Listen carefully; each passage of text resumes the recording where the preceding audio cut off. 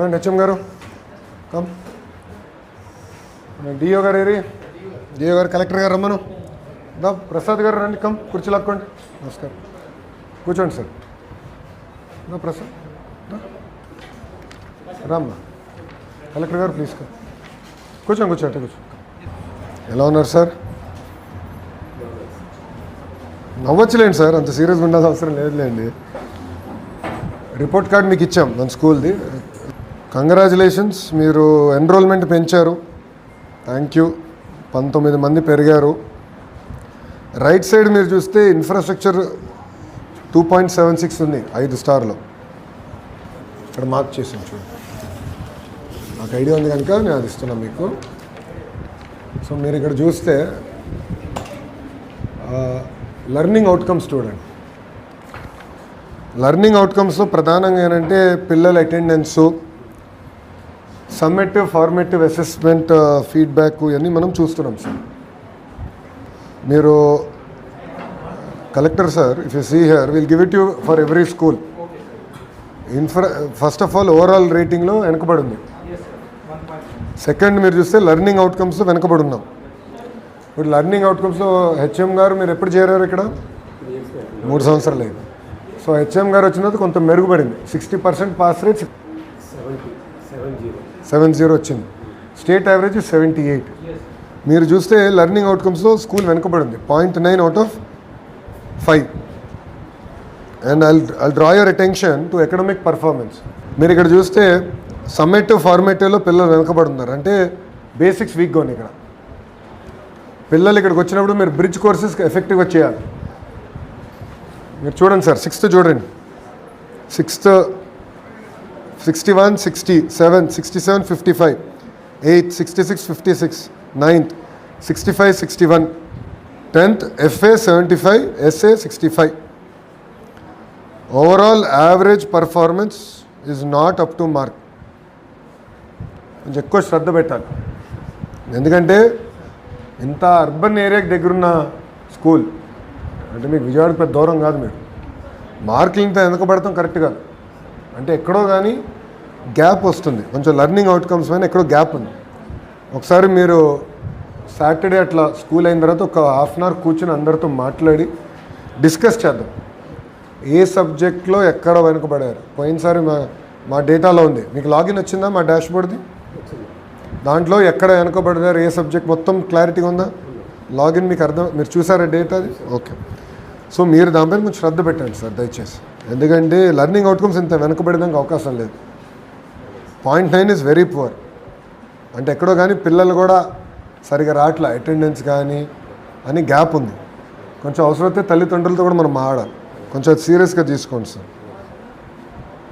మీకు SSC pass rate మా data ప్రకారం 67.86%. దాని ముందల సంవత్సరం మీకు 62%. 23-24 ఒక ఎబరేషన్, 22-23 అయితే కేవలం 43%. సో బాగా ఇంప్రూవ్ చేశారు కానీ not up to my satisfaction.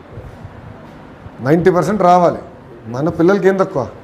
చాలా అద్భుతంగా చదివే వాళ్ళు ఉన్నారు, మోటివేటెడ్ ఉంటారు. స్టూడెంట్ కిట్ అన్ని అందజేస్తున్నాం, అద్భుతమైన ఇన్ఫ్రాస్ట్రక్చర్ ఉంది. So there is no reason for non delivery. So కొంచెం ఎక్కువ శ్రద్ధ పెట్టాలి మీరు.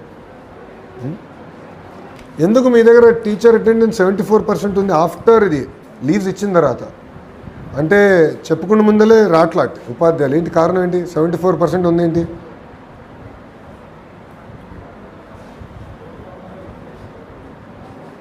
ఇక్కడ లెర్నింగ్ అండ్ అటెండెన్స్ చూడండి సార్. ఓకే, టీచర్ అటెండెన్స్ 74 మా డేటా ప్రకారం చెక్ చేయండి. ఎందుకంటే మీరు లీప్ యాప్లో ఎంటర్ చేసేది మాకు వస్తుంది. సో ఇక్కడ ఏంటంటే టీచర్స్ కూడా మీరు మాడాలి. ఇప్పుడు సిస్టమ్ ప్రకారం లీవ్స్ తీసుకున్నాక ఉందా అర్హత ఉంటుంది, ఎవరైనా తీసుకోవచ్చు. రిక్వెస్ట్ ఒకటే ముందలే అడగమని. అన్లెస్ ఆరోగ్యం బాగాలేక జ్వరం వస్తే తప్ప ముందలే ఉంటే క్లస్టర్ పూల్ నుంచి టీచర్స్ మేము అసైన్ చేస్తాం. ఎందుకంటే దీనివల్ల కూడా మీరు దెబ్బతింటున్నారు. మీకేంటంటే teacher attendance 1, student attendance 1, overall learning outcomes వల్ల మీ entire learning outcome star rating మీరు దెబ్బతింటున్నారు. సో దానిపైన కొంచెం ఎక్కువ శ్రద్ధ పెట్టండి సార్ ఈసారి. ఎందుకు బెల్ట్స్ కవరేజ్ తక్కువ ఉంది? వై 58%? బెల్ట్స్ మీ దగ్గర పంపించాం సరిపడా మెటీరియల్ ఒకసారి చెక్ చేసుకోండి. కేవలం 58% వచ్చింది sir. Please go through it once. Next page, governance and మానిటరింగ్లో మాకు కంపల్సరీ మీరు టీచర్ని అసైన్ చేయాలి ఎవ్రీ డే. ఇప్పుడు అది ఆటోమేట్ చేయమన్నా, అంటే మధ్యాహ్నం భోజనం వాళ్ళు కొంచెం టేస్ట్ చేసి బాగుంది అని వాళ్ళు అప్రూవ్ చేయాలి, బాగాలేకపోతే రిజెక్ట్ చేయాలి. ఎందుకంటే ఇంత పెద్ద వ్యవస్థ ఉన్నప్పుడు ఒకరోజు అటు ఇటు అవ్వచ్చు, కానీ ఆహారం బాగాలేనప్పుడు పిల్లలు పెడతాం కరెక్ట్ కాదు. నాణ్యమైన ఆహారం పెట్టాలి, క్వాలిటీ ఉన్న భోజనాలే పిల్లలకు పెట్టాలి. అది ఈ ప్రభుత్వ విధానం. సో అది మీరు చాలా జాగ్రత్తగా ఫాలోఅప్ చేయాలి, మీరు జాగ్రత్తగా చూసుకోండి.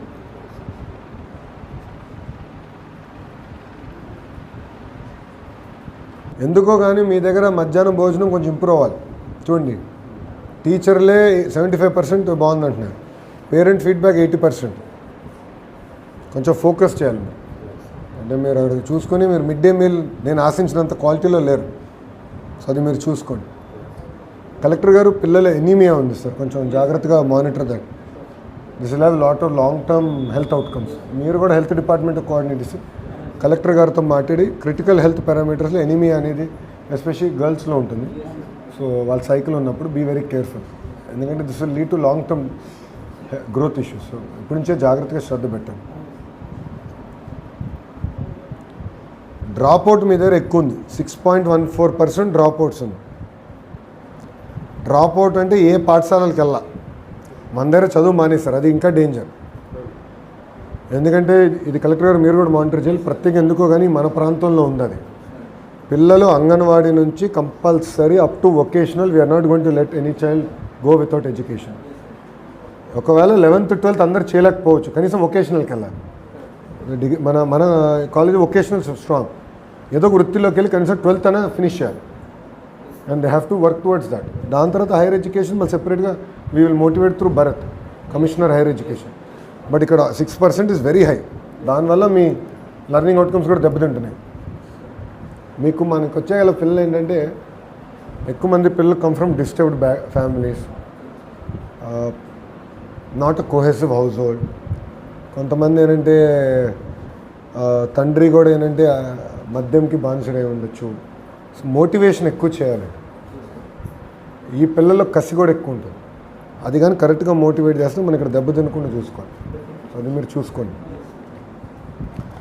సో మీకు టార్గెట్ హెచ్ఎం గారు, మీకు సంవత్సరం టైం ఇస్తున్నాను. కంపల్సరీ మీరు లెర్నింగ్ అవుట్కమ్స్ ఇంప్రూవ్ చేయాలి. నెంబర్ 1, ఎస్ఎస్సి పాస్ పర్సంటేజ్ మా వాళ్ళు చాలా లిమిటెడ్గా ఇచ్చారు. నా టార్గెట్ 90% కంపల్సరీ రావాలంటే ఇప్పటి నుంచి టీచర్లందరూ మీరు కూర్చోండి. ఫర్ ఎగ్జాంపుల్ నేను అన్నిట్లో పర్ఫెక్ట్ కాదు. ఒక కాన్సెప్ట్లో వీక్ అయి ఉండొచ్చు, ఒక సబ్జెక్ట్లో వీక్ అయి ఉండొచ్చు.